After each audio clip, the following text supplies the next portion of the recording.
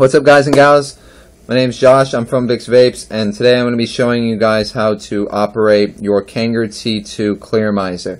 So let's jump right in with this thing and unscrew the mouthpiece counterclockwise so we can fill her on up. Now my juice bottle is going to be empty just for the demonstration of this video. Yours is obviously going to have fluid in it, and you're going to fill it up right between the middle coil and the side of the tank, right in that little gap right there. We're going to fill it up to about 2.2, 2.4 milliliters. If we go above that top line, we do have a chance of flooding that coil, which just means that it's either going to leak out the mouthpiece or leak out the bottom. It's not the end of the world, it just means you might encounter some leaking problems.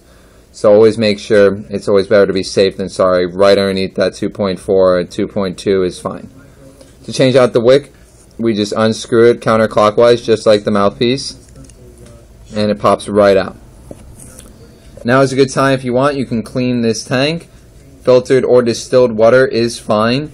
We want to make sure we get as much water as we can out of it. Having water in it is not going to cause any problems. It just might change the flavor a tiny bit. So like I said, try and get as much of that water out as possible.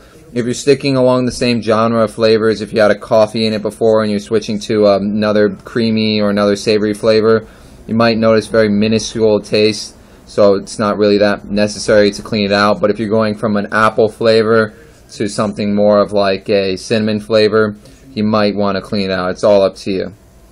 So we're going to grab this new wick and we're going to pop it right in. This little cap that Kanger provides for shipping makes it nice and easy to get both those wicks in there, hassle-free.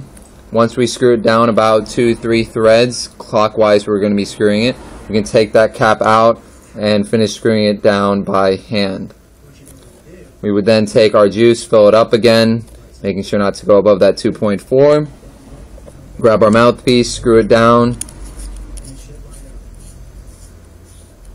and then flip over the tank. Since this is a top coil Clearomizer, you're going to want to let it sit upside down for about 10 seconds so that way those wicks get nice and saturated. Having saturated wicks is going to provide for a very flavorful vape and make sure you're not getting any type of burnt taste. After it's nice and filled up and you've soaked the wicks, general maintenance would just be to either hit it sideways like an actual cigarette, like this, or just flip it upside down every few puffs so that way you're keeping those wicks saturated, because the wicks are fairly short.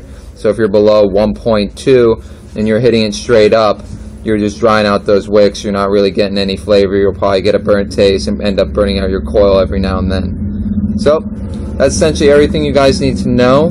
It's a very easy tank to operate, great for beginners or great for just a good backup tank.